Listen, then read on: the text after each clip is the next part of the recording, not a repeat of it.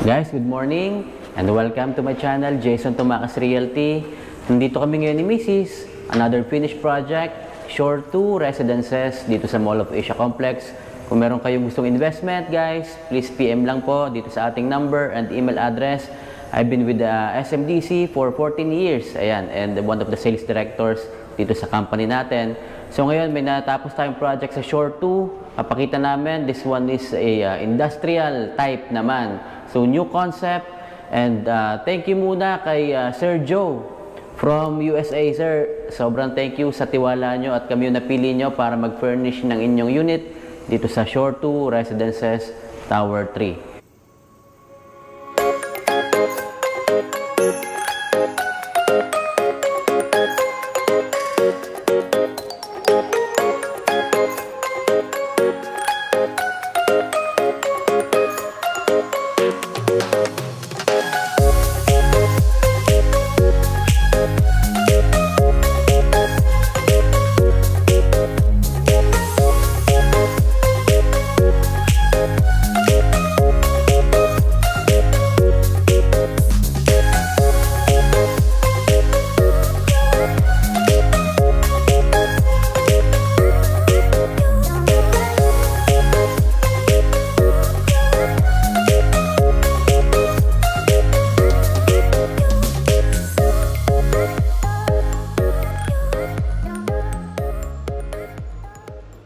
So ayan, silipin na natin. Pakita namin sa inyo. Ayan si Mami again. Hello, good morning. Ayan, so siya po yung nagde-design ng mga units natin, yung mga pinafurnish natin, especially yung mga SMDC projects. And meron ding ibang mga properties na nagpapafurnish. So ayan, pero unahin natin guys yung ating kusina ulit. Ayan. So, good morning everyone. So, ito tayo ngayon sa isang bago na namang team na unit natin, industrial type. So, since ang ating client is lalaki, si Sir Joe, hello po. Ayan, so, etong ating kitchen, wala naman tayong masyadong binago dito. Niretain natin yung old cabinets niya. Ang inad lang natin dito is yung kanyang backsplash. Ayan, so, napili ni Sir na marble type ang kanyang tiles dito sa kanyang backsplash. Ayan. Okay. So, wala masyado, no? Yes. So, backsplash lang yung binago. Ito naman, kasama na sa turnover. Yes, kasama na itong mga overhead cabinet, saka itong base cabinet natin. Kasama na siya sa turnover. Okay, and then dito, nag-extend na naman tayo, guys. Yan, so nag-extend tayo for the microwave. So, yan, abot naman natin yung microwave na to. Ayan, so, microwave oven, ito yung extension cabinet niya, yung shelves niya. Tapos, ito naman ang ating magandang ref. So, tinerno lang din natin siya, all black. Since yun yung team ni Sir, no? Medyo talagang masculine ang ating design. Si Sir ay dating Navy. Yes. Ayan, US Navy. Kaya US medyo Navy may pagka, ano yung... Yeah, brusko tayo si Sir. So, yan. Tapos dito naman, Daddy, ang divider na pinili natin para tumerno sa ating area, itong ating French type din na divider. So, color black frame naman tayo dyan. Ayan. Ayan, pakita natin guys, ito. So, black frame. Itong divider natin dito. Then, punta naman tayo muna sa ating toilet and bath. Yes, dito sa toilet and bath natin. So, bago natin pakita yung loob. Yes, mapapansin mo dahil dito sa toilet and bath, iba ang layout nito. Mas malaki. Kasi this unit is actually 28 square meters. Tama yes, 28 square meters, one bedroom with balcony. Yes. Ayan, so ito naman ating bathroom. Tingnan nyo, malaki ang aking space. Nag-decide si Sir na wag na maglagay ng washing machine. Walang washing machine. Yes, kaya ito ating counter, binago natin. So dito talaga, before, ang kanyang lavatory. So yung sink niya nandyan. So yan, mga pinili natin na mga fixtures is black din. Ayan, so this one, yan, nag-counter tayo dito ng tiles, na color black din na maganda, marble type din ng kanyang design. And this one naman, since maraming anik-anik si Sir, yan, meron siyang lagayan dito ng kanyang mga shampoo, lotion, and anything na sa bathroom natin ilalagay. Then dito, meron tayong drawer. Ayan, may drawer tayo dyan. Then may another storage tayo. Itong merong ano yan, merong paglalagay. Yun, so marami kayong pwedeng mailagay rito guys. Sa ilalim, saka dito sa taas. Yes, ito mirror cabinet. Tapos ito, inad na natin, Daddy. Wala to dati. Itong ating towel rack. Tapos ang ating bidet. Ayan. Ayan. So, additional to guys. Pag turnover, hindi to kasama. So, add lang tayo ng bidet saka ng towel rack. Ayan. Tapos dito naman, so as is pa rin itong ating fixtures na to, additional natin itong water heater, saka itong ating shampoo, itong hotel type na ating shampoo holder, yan, ating dispenser, at itong glass enclosure. Ayun. So, additional lang to guys, ano? Glass enclosure, again. Additional, pagka turnover, kasama na yung ating Rain shower. Yan. Telephone shower, kasama na po yan. Ayan. So, then, ito. Excited kami pakita itong living and dining. Ayan. So, ito naman, Daddy, tingnan mo. Ayan. So, ito, ang ganda-ganda. Actually, hindi ko na to ginalaw. So, si Sir na yung bahala mag-decide kung may ilalagay pa siya dito. Kasi ito, gumawa na naman tayo na isang lime wash paint dito sa ating walls. Ayan. So, binago yung kulay. So, para siyang naging marble type yung buo na wall, ano? Ang ganda ng naging effect. Ayan, oh, guys, pakita ko. Ayan. So, this is painted. Yan, painted ito, lime wash yung kanyang design. Ayan. So, ito, tapos naglagay tayo rito ng sofa bed, customized. Ayan. Ayan. So, since nga si Sir namili yung mga gamit niya, sinend ko sa kanya yung mga pictures, ito ang kanyang napusuan, itong ating favorite na sofa bed with storage. So, naihiga to. So, hindi ko na siya ihiga ngayon since naihiga na natin siya sa ibang unit. And ayan, inano ko lang, kumbaga nag-turn na. Bali, 3-seater to, mami, no? Yes, this is 3-seater sofa bed. Saktong-sakto dito sa ating area. Kung makikita mo, layo ka, Daddy. Ayan. So, yan, di ba? Saktong-sakto lang siya. Pwede na tayo mag 2-seater. Depende sa inyo kung gusto nyo maglagay ng table sa side. Pero ito, nagsakto lang kami ng 3-seater sofa bed. Minaximize na yung natitirang space dito, guys. Oh. So, sinakto na lang yung ating sofa bed. Ayan. Then, so, dito sa dito naman tayo. Ayan, ikot tayo. So, ito Wow, yung actually, nice. yan. Kasi yung bathroom niya medyo mahaba. So, ito, nagpa-custom made din tayo ng ating table and chairs. So, yan, nagkaroon tayo ng 3-seater bar chair dito. Pero dalawa lang nilagay ko para at least di masyadong siksikan. Plus, may kasama na tayong wine area dito na ano, hindi lang ako nakapagdala ng sample na wire. Tatlo to, Yes, 3-seater siya. Dalawa lang nilagay ko para at least hindi siya punong-puno dito sa area. Dalawang Design. ganito. Yes. Okay. Ayan, so yan. Actually, ito meron, si Sir hindi naman talaga nagiinom, pero ito yung napili yung design, meron talaga ditong wine rack.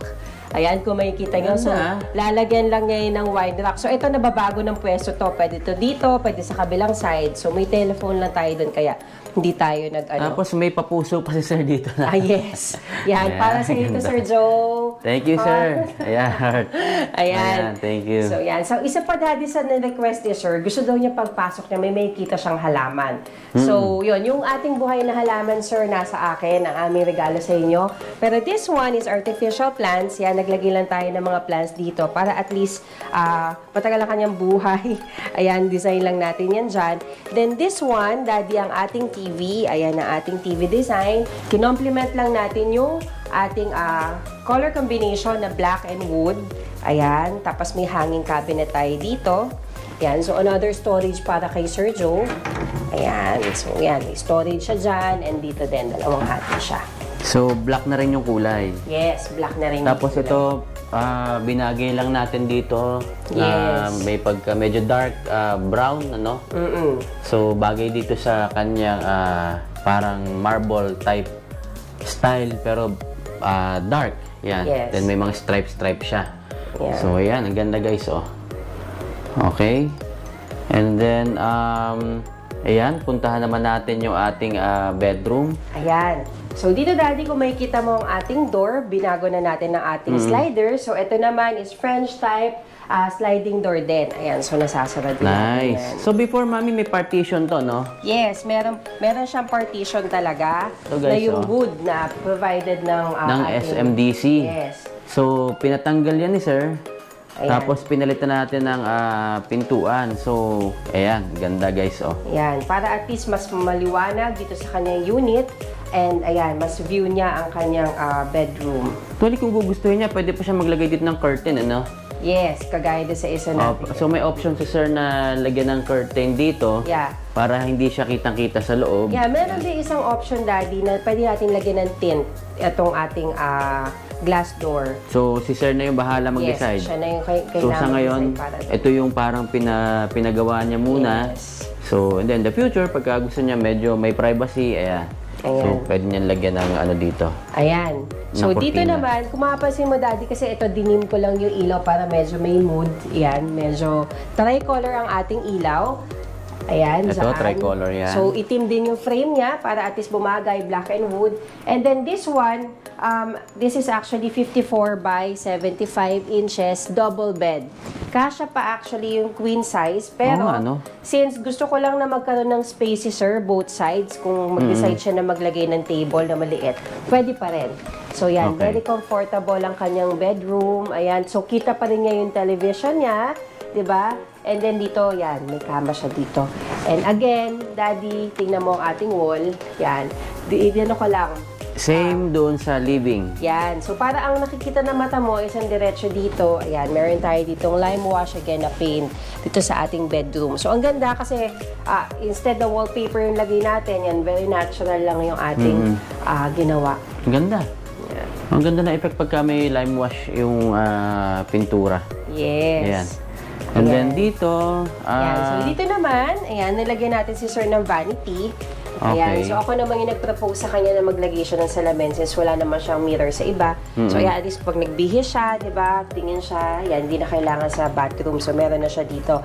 Then, we have the light here. Ayan, pindot naman yan. And another outlet dito sa side. Ayan, tinakpan ko lang siya. Yeah. Para, at least kung may isasaksak si sir na ibang item, pwede pa rin dito. Si sir, guys, kahit may vanity siya, masculine pa rin yung dating. Tingnan nyo naman, may design siya ditong ganito. Tapos, ito, may drawer pa dito. Ayan. So, black din yung kulay niya and dark brown. So, bumagay. Bagay pa rin sa kanya, guys. Ayan. Pati itong cabinet niya, dark. So, itong kanyang cabinet, yan, very masculine and dark ang ating ginamit. So, yan para makita natin. Push button siya. So, dito kanyang sampayan. Dito is luggage area. Yan. So, mga nag-a-abroad, ito, very specific sila dito sa lalagayan ng mga luggage nila. So, nilagay natin siya ng space. Yan. May provision na talaga dito for the luggages. Yes. Tapos dito naman ay, ano naman to? Yan, mga shelves naman dito. And shelves. Yan. So, okay. Ayan. So, makita natin yung shelves. Ayan. Yan, may mga shelves si sir. Ayan. So, ayan. Ang daming mailalagay, guys. Malaki yung nailagay natin na cabinet dito. Yes. Actually, maluwag yung space ng bedroom niya. Kaya sinakto lang talaga natin lahat para at least naka-fit siya dito sa room. Ayan.